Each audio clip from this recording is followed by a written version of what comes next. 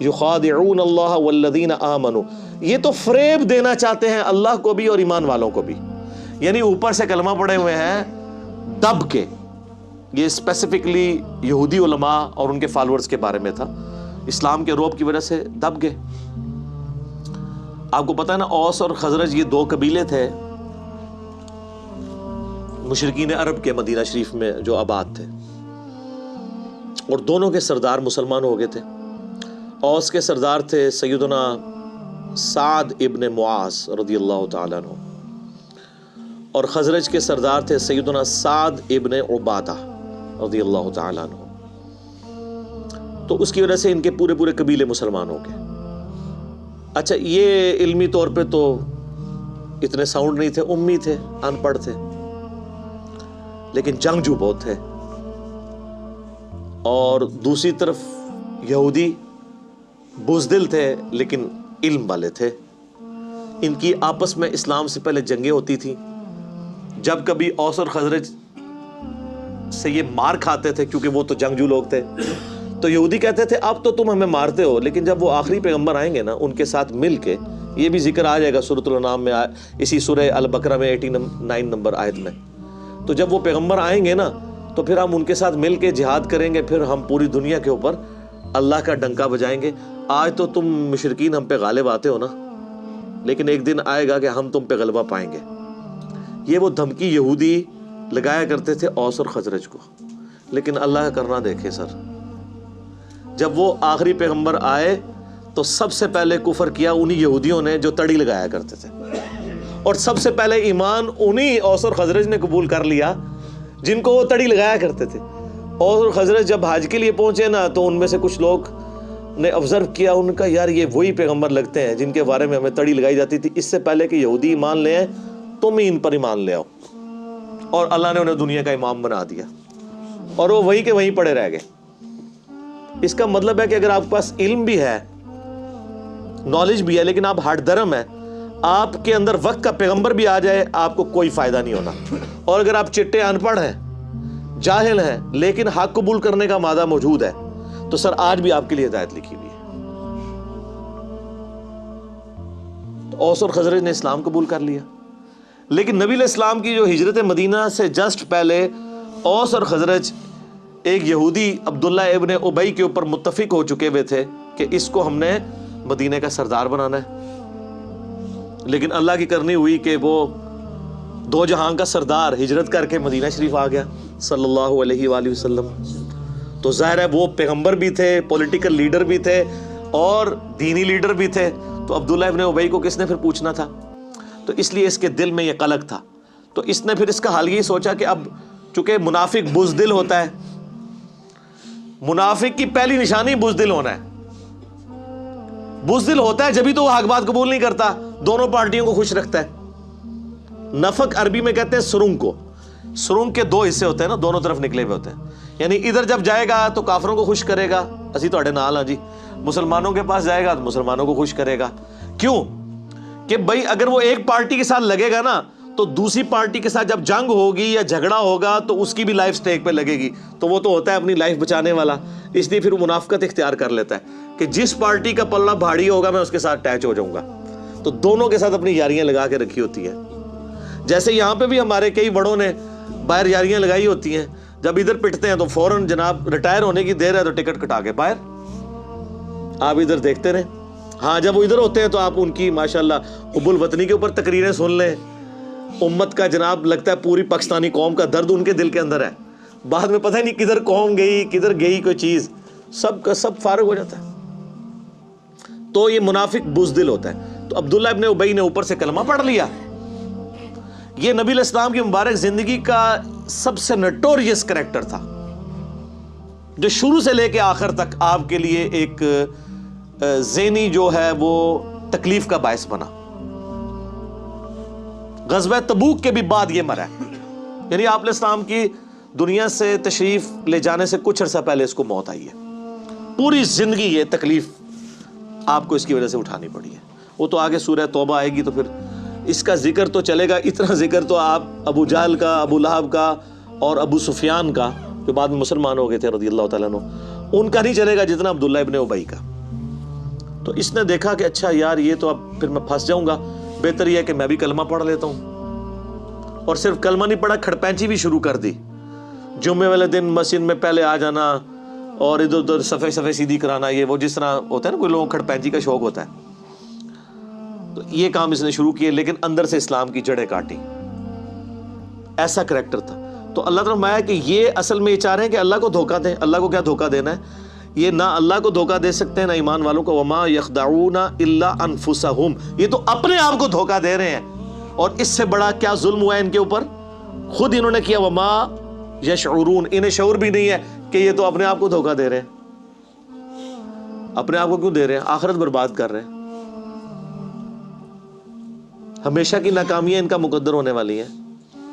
ہٹ درمی اور ضد کی وجہ سے انہوں نے حق کی دعوت قبول نہیں کی ہے. پہلے تڑی لگاتے تھے، بعد میں رہ گئے. ادھر بھی اس طرح ہی ہوتا ہے نا جناب. آپ دیکھ رہے ہوتے ہیں یہ جب کوئی گستاخانہ کارٹون فلموں کا مسئلہ، کوئی اس طرح کے ایشو اٹھتے ہیں، تو آپ کو ماشاءاللہ جو لوگ توڑ پھوڑ کرتے ہوئے سڑکوں کے اوپر گاڑیاں جلاتے ہوئے نظر آتے ہیں نا، پریکٹیکل ان کی لائف یہ ہوتی ہے. ان کو پوچھے تو ان میں سے کئی لوگ جمعے کی نماز بھی نہیں پڑھتے ہوتے، کیونکہ یہ کام کرنا بہت آسان ہے. اور معذرت کے ساتھ منافقین پھر بھی ان سے بہتر تھے. رکھ رکھاؤ کے لیے نمازیں وہ پڑھتے تھے. صحیح مسلم شریف میں حدیث ہے، عبداللہ ابن مسعود کہتے ہیں کہ نبی علیہ السلام کے مبارک زمانے میں اگر کوئی بیمار آدمی بھی ہوتا اور 2 بندوں کے سہارے وہ مسجد میں آ کے جماعت سے نماز پڑھ سکتا ہوتا تھا، تو 2 بندوں سے گھسٹتا ہوا مسجد میں آتا تھا کہ اسے منافق نہ شمار کر لیا جائے کہ یہ نماز گھر پڑھتا ہے. تو منافق بھی ماشاء اللہ تعالیٰ تکبیر اولیٰ کے ساتھ نماز پڑھا کرتے تھے. تو آپ مجھے بتائیں اس زمانے کے منافقین اور آج کے منافقین میں سے پریکٹیکلی ظاہر کے اعتبار سے کون سے بہتر منافق ہیں؟ وہ والے ہی. نبی علیہ السلام کی مبارک داڑھی میں بم دکھایا ان خبیثوں نے اور کارٹون بنائے. کتنے مسلمان نوجوان ہیں جنہوں نے توڑ پھوڑ کی بجائے کہا کہ جی انہوں نے داڑھی میں بم دکھایا، لو جی آج ہم داڑھی کی نیت کرتے ہیں، نال ٹھوس. تو یہ ساری جذباتی ڈاکٹرین ہے. حق بات کے اوپر چلنا یہ بہت مشکل کام ہے. نعرے لگانا بہت آسان ہے. تو اللہ تعالیٰ ماتا یہ اپنے آپ کو دھوکہ دے رہے ہیں، ان کو شعور بھی نہیں. فی قلوبہم مرض، ان کے دلوں میں تھا مرض. فزادہم اللہ مرضا، اللہ نے بھی ان کا مرض اور بڑھا دیا. دیکھیں یہ سٹائل دیکھیں گفتگو کا. ہمیں لوگ کہتے ہیں میٹھی میٹھی باتیں کرو. اللہ تو ہمارے ان کے دل میں بیماری تھی، اللہ نے ان کی بیماری اور زیادہ کر دی. آپ کے حساب سے تو ہونا چاہیے تھا بیماری تھی، اللہ نے ان کو شفا دے دی. ہاں، کتابوں کا خدا اور ہے اور بابوں کا خدا اور. اللہ بے پرواہ ہے، وہ بھیک نہیں مانگ رہا آپ سے کہ میرے اوپر ایمان لے کے آؤ. وہ تڑی لگا رہا ہے آپ کو. ایمان لاؤ گے تو ٹھیک، نہیں تو دوزخ میں جاؤ گے سیدھے. یہ ذہن میں رکھیں. وَلَهُمْ عَذَابٌ عَلِيمٌ، اور ان کے لیے دردناک عذاب ہے. کافروں کے لیے آیا بڑا عذاب اور اس کے لیے سخت لفظ ہے دردناک عذاب. بِمَا كَانُوا يَكْذِبُونَ، بسبب اس کے کہ انہوں نے تکذیب کر دی. تکذیب کہتے ہیں کہ سچائی کو ماننے کے باوجود جھٹلا دینا. ان کو تو پتا تھا کہ یہ وہی پیغمبر آخر الزمان ہیں جن کی نشانیاں اولڈ ٹیسٹمنٹ اور نیو ٹیسٹمنٹ کے اندر موجود ہیں. تو انہوں نے کیوں انکار کیا؟ اچھا دیکھ لیں، اللہ تعالیٰ بھی امیین پہ اور جو اہل علم ہے ان میں غصہ میں فرق کرتا ہے. ان کے اوپر کیوں غصہ زیادہ ہے؟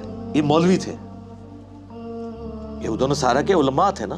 یہ ان کی پبلک کی تو بات نہیں ہو رہی ہے نا، کہ ان کو تو پتا تھا کہ یہ وہی نبی ہے. انہوں نے کیوں نہیں بات قبول کی؟ آپ ایک جاہل آدمی کو کسی حد تک بینیفٹ آف ڈاؤٹ دے سکتے ہیں، لیکن ایک عالم وہ اس طرح کی حرکت کرے اس کو بینیفٹ آف ڈاؤٹ نہیں ملے گا. کیوں؟ وہ عزت بھی تو عام بندے سے زیادہ ویل کر رہا ہے نا.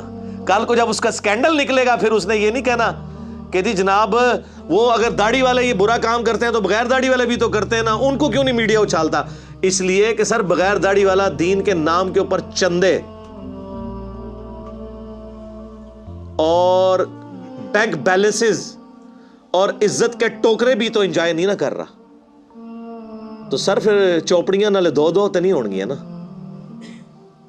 آپ پراٹھا کھانا چاہتے ہیں وہ بھی 2، اس طرح تو نہیں ہوگا نا. تو دین کے نام کے اوپر جب آپ کھا رہے ہیں تو سر پھر جب آپ دین کے لیے دھبا بنیں گے تو آپ کی بے عزتی دوسرے لوگوں کی نسبت زیادہ ہی ہوگی. یہ لاجیکل ہے. اور سر قرآن میں تو سورۃ الاحزاب میں ہے نبی کی بیوی ہو تم عام عورتوں کی طرح نہیں ہو، اگر تم نے بے حیائی کی تمہیں دگنا عذاب دیا جائے گا. کیوں؟ سٹیٹس ایسا ہے تو تمہارا سٹیٹس بھی ایسے ہی ہے. وَإِذَا قِيلَ لَهُمْ لَا تُفْسِدُوا فِي الْأَرْضِ، اور جب ان سے کہا جاتا ہے کہ مت فساد کرو زمین میں، قَالُوا إِنَّمَا نَحْنُ مُصْلِحُونَ، وہ کہتے ہیں ہم تو صرف اصلاح کا ارادہ رکھتے ہیں. یعنی یہ اللہ کہہ رہا ہے یہ فساد کر رہے ہیں. کیوں فساد یہ کر رہے ہیں کہ اوپر سے ایمان قبول کیا ہوا ہے، ایمان والوں کو دھوکہ دے رہے ہیں، کافروں کے ساتھ بھی پینگیں بڑھائی ہوئی ہیں اور اندر سے جڑیں کاٹ رہے ہیں، اور کل کو جب جہاد کا موقع آئے گا تو یہ جو ہے وہ حصہ نہیں لیں گے. اور یہی ہوا ہے. آپ دیکھ لیں غزوہ احد کے اندر 700 لوگ لے کے وہ علیحدہ ہو گیا تھا عبداللہ ابن ابی، 300 لوگ لے کے. ٹھیک ہے جی. تو وہی عبداللہ ابن ابی نے جب یہ حرکت کی تو عبداللہ ابن مسعود کہتے ہیں کہ اللہ کی قسم اگر غزوہ احد سے پہلے مجھے کوئی پوچھتا کہ رسول اللہ کے صحابہ میں کوئی منافق بھی ہے تو میں کبھی نہ یہ بات مانتا، کیونکہ ساری ماشاءاللہ تکبیر اللہ سے نماز پڑھ رہے ہیں. یہ تو موقع ہے تو پتہ لگا رہا کون کون محبوب کی امت سے ہے. یہ ویسے کہہ دینا تو آسان ہے جو کچھ بھی ہے تیرے محبوب کی امت سے ہے. یہ تو دودھ دہی کا کاروبار جب کرتے ہوئے پانی ملا رہا ہوگا پھر پتہ چلے گا نا کہ محبوب کی امت سے ہے کہ نہیں. جس نے ملاوٹ کی وہ ہم میں سے نہیں. صحیح مسلم کی حدیث. تو اللہ تعالیٰ فرماتا ہے کہ جب انہیں کہا جاتا ہے فساد مت کرو تو وہ کہتے ہیں ہم تو اصلاح کا ارادہ رکھتے ہیں، صلح صفائی سے چلنا چاہیے. کیونکہ منافقین ظاہر ہے چونکہ بزدل ہوتے تھے، جہاد کے بھی بڑے مخالف ہوتے تھے. اور جب نبی علیہ السلام نے، آپ کو پتہ ہے غزوہ بدر سے پہلے بھی آپ نے 8 مہمات روانہ کی تھی تاکہ عرب کے لوگوں کی لائف لائن کاٹی جائے، کیونکہ انہوں نے مسلمانوں کی ساری جائیدادوں پہ قبضہ کر لیا تھا. تو نبی علیہ السلام نے اس کے بدلے کے طور پر، اور یہ غزوہ بدر میں بھی ہوا، وہ آگے چل کے سورۃ الانفال میں آ جائے گا، تو کہتے تھے یہ لڑائی جھگڑے کا کوئی فائدہ نہیں ہے، بس میٹھی میٹھی باتیں. سر میٹھی میٹھی باتیں کرنے سے کبھی بدماش اپنی پوسٹ چھوڑیں گے؟ آج کافر کہتے ہیں جی اسلام نے تلوار کے زور کے اوپر رومن اور پرشین امپائر اکھاڑی ہے. تو سر پھر کس طرح اکھاڑتے؟ تلوار کے بغیر بدماش اپنی جگہ چھوڑتا ہے؟ نہیں. اسلام نے یہ جو نیا دور شروع کیا ہے وہ تلوار کی زور پہ کیا. سورہ توبہ کی آیت نمبر 14 ہے کہ اللہ تعالیٰ صحابہ کرام سے کہتا ہے ہم تمہاری تلواریں ان کے اوپر مسلط کریں گے. صدیوں سے بیٹھے ہوئے بدماش کیسے اکھاڑے جائیں گے؟ تو یہ جہاد اور قتال کے پیچھے حکمت یہ تھی. لیکن آج جہاد اور قتال یہ ہے کہ وہ مسلمانوں کو اکھاڑنے کے لیے استعمال ہو رہا ہے. ایک مسلمان دوسرے کا گلا کاٹ رہا ہے جہاد کے نام کے اوپر. سر آپ دیکھتے نہیں پچھلے 30-40 سالوں میں سعودیہ اور ایران کی پراکسی وار میں جو کچھ ہمارے ملک کے اندر ہوا ہے، اور وہ آج تک ہم اس چنگل سے باہر نہیں نکل سکے. تو کہتے ہیں ہم تو اصلاح کا ارادہ رکھتے ہیں. الا انہم هم المفسدون، آگاہ ہو جاؤ یہی فسادی ہیں، ولکن لا یشعرون، لیکن انہیں شعور نہیں ہے. اللہ فرما رہا ہے یہ فسادی خود ہے لیکن انہیں پتہ بھی نہیں ہے. اس سے بڑا ان کے ساتھ ہاتھ ہو گیا کہ ان کو پتہ بھی نہیں کہ توبہ میں توفیق بھی نہیں ہوگی. وَإِذَا قِيلَ لَهُمْ آمِنُوا، اور جب انہیں کہا جاتا ہے کہ ایمان لے آؤ، کما آمن الناس، جس طرح کہ باقی لوگ ایمان لے کے آئے ہیں جو کامل الایمان مومن ہیں مہاجرین اور انصار میں سے صحابہ کرام، جس طرح وہ ایمان لے کر آئے تم بھی اسی طرح کا ایمان لے آؤ. قالوا انؤمن کما آمن السفہاء، وہ کہتے ہیں ہم ان بیوقوفوں کی طرح ایمان لے آئے. ان کو تو نہ اپنے بیوی بچوں کی پرواہ ہے، نہ ان کو اپنی کوئی زندگی عزیز ہے. کل کو جہاد میں جائیں گے کٹ جائیں گے، پیچھے بیوی بچوں کا کیا بنے گا؟ یہ تو ہے ہی سارے بیوقوف ہیں. اور اللہ تعالیٰ کی طرف سے جواب سنیں، الا انہم هم السفہاء ولکن لا یعلمون، آگاہ ہو جو بے شک یہی لوگ ہی بیوقوف ہیں جو یہ صحابہ کرام کو بیوقوف کہہ رہے ہیں، لیکن ان کو خود بھی علم نہیں ہے. انہوں نے تو آخرت کا سودا کر لیا. سورہ توبہ میں آتا ہے ہم نے مومنین کی جانوں اور مال کے عوض ان کو جنت دے دی ہے، جنت کے عوض ان کی جان اور مال ہم نے خرید لیا ہے. اور خوشخبری ہو تمہیں اس بیعت کے اوپر جو اللہ سے تم نے بیعت کی ہے. ہمارے مسلمان بھی بیعت کرتے ہیں لیکن اپنا جان مال جو ہے وہ پیر و فقیروں پہ لٹا رہے ہوتے ہیں. اللہ فرماتا ہے کہ اللہ کے لیے لٹاؤ، بیعت اللہ سے ہو پیغمبر کے ذریعے صلی اللہ علیہ وسلم.